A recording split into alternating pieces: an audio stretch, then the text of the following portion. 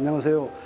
저는 2001년도 당시에 중소기업청 기술정책과에서 이노비즈 제도를 도입을 담당했던 김일호입니다. 그 당시에는 사무관이었고요. 현재는 중소벤처기업부 국장으로 있습니다. 네, 그 당시가 이제 2000년도니까 저희가 중소기업청이 1996년도에 개청돼서 한 4, 5년 됐었던 당시거든요. 중소기업 기술 지원 제도가 뭐 기술 개발 자금, 그다음에 기술 지도, 뭐 산학연 그래서 많지는 않았는데 우리가 이제 장기적으로 기술 지원 정책을 통해서 타겟팅이 되는 기업들을 육성해서 우리 중소기업계를 이끌어가는 큰 중심축 역할을 할 수 있는 기업들을 선정해보자. 기술 혁신 기업을 제대로 뽑아서 한번 육성시켜보자. 그런 취지로 제도를 도입하게 됐고요. 그 당시에 우리나라 이제 10인 이상 제조업이 6만, 7만 개가 좀 안 됐습니다. 그거에 한 50% 정도 하면 3만 개 정도는 앞으로 우리가 기술혁신 기업을 육성하면 그런 기업들이 중소기업을 이끌어갈 수 있는 중심축이 되지 않겠나. 이렇게 해서 제도를 도입하게 됐습니다.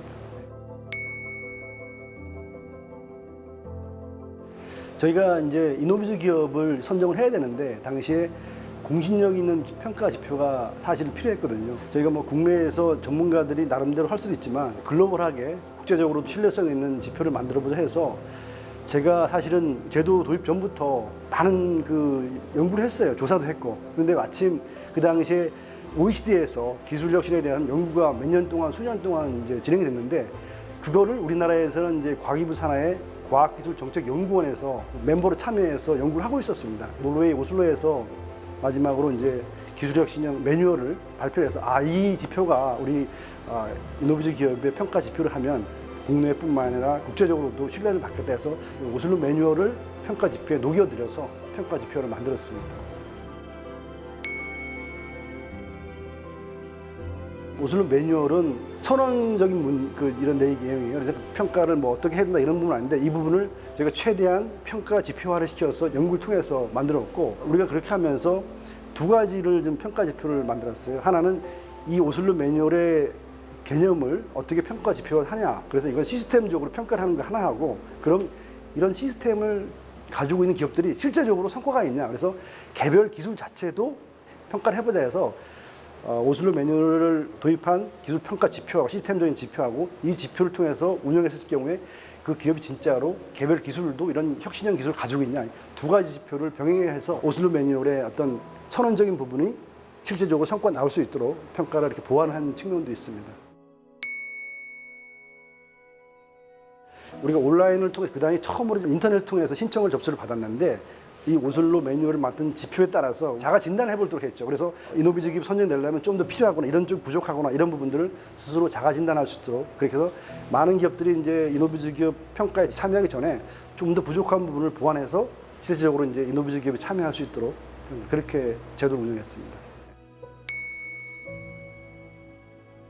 특별히 그렇게 힘들었다기보다는 좀 바빠서 그 당시 사실 좀 업무가 로드가 많아서 바빴는데 짧은 기간에 사실 이노비즈 기업의 이노비즈 제도를 도입하자고 하는 필요성은 그 전부터 많이 느꼈지만 내가 스스로 이제 제도화 시키고 이걸 발표하기까지는 많은 기간이 없었어요. 한 달에 한 2달 정도 했었는데 그 짧은 기간 내에 아까 말씀드렸다시피 오슬로 매뉴얼을 지표화시키고 평가 체계를 만들고 그런 부분들이 좀 너무 시간이 촉박해서 좀 힘든 부분 조금 나서 이제 힘든 부분이 있었는데 지금 생각해보면 제가 또 하나 맡은 업무가 기술혁신 촉진법이라고 지금 전체 중소기업 기술 지원에 토대가 되는 법을 제가 제정을 했는데 그 제정을 하면서 이 기술혁신 촉진법을 통해서 중소기업들 다양한 기술을 지원하면 이 성과가 결국은 기술혁신 기업으로 나와야 된다. 연결선상에서 하다 보니까 법을 제정하는 부분하고 이노비즈 제도를 하는 두 부분이 같이 병행되다 보니까 조금 시간적으로 좀 어려웠는데 지금 생각하면 기술혁신 촉진법도 그렇고 이노비즈 제도도 그렇고 우리 중소기업 기술 혁신 분야에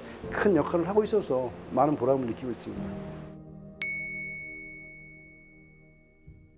글쎄요, 뭐 일부는 그런 의견이 있을 수 있는데 지금 아시다시피 벤처는 어떻게 보면 하이 리스크, 하이 리턴이라서 새로운 비즈니스 모델에 따라서 어떻게 하면 창업 중심의 성과가 있을 법 같은 이런 비즈니스 모델을 내가 한번 도전해보겠다. 이런 건 이제 벤처고 우리가 지금 하는 이노비즈 기업은 창업 기업은 어렵습니다. 도전하니까. 기존에 창업을 해서 어느 정도 시스템이 갖춰져 있고 일단 성장 기반을 갖춘 업체들만이 할 수 있기 때문에 차이가 있는 부분이 벤처 기업은 창업기업 중심이고 다양한 어떤 비제조업도 가능하지만 우리 이노비즈 기업은 주축이 제조업이면서 어느 정도 기반을 갖춘 기업들, 뭐 창업 적어도 5년 이상 되는 기업들이 되기 때문에 좀 차별이 되지 않았나. 그리고 이런 기업들이 실질적으로 일자리라든가 어떤 경제 성장에 큰 축이 되기 때문에 그런 부분에서는 좀 차별이 있다고 생각했습니다.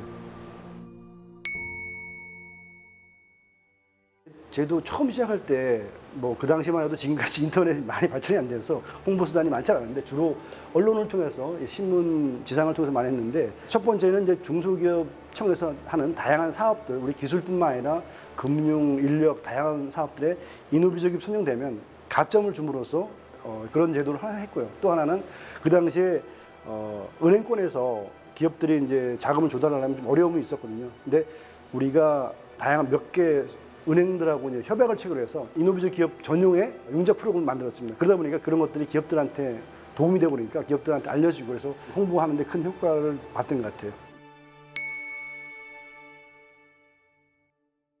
벌써 이제 이노비즈 기업 제도가 이제 20년이 됐잖아요. 기업 수도 뭐 근 2만 개 가까이 됐고 그래서 아까 제가 말씀드렸다시피 이노비즈 기업은 진짜로 자기가 어느 정도 이제 기반을 닦고 성장 단계에 있는 기업들이기 때문에 이 기업들이 진짜 우리 경제 발전에 주축이 되고 일자리를 많이 만들다 보니까 이런 부분도 진짜 우리 중소기업 중심의 경제 발전에 큰 역할을 하고 있다고 생각합니다. 그래서 당초 저희가 제도를 도입할 때도 중소기업의 중심이 되고 중소기업을 이끌어가는 그런 기업들을 이노비즈 뽑지 않았는데 당초 제도 취지에도 맞고 지금도 뭐 더 발전할 거기 때문에 항상 저는 감사하고 또 자부심도 느끼고 이런 이노비즈 기업들이 좀 더 성장하기를 또 바라고 있습니다.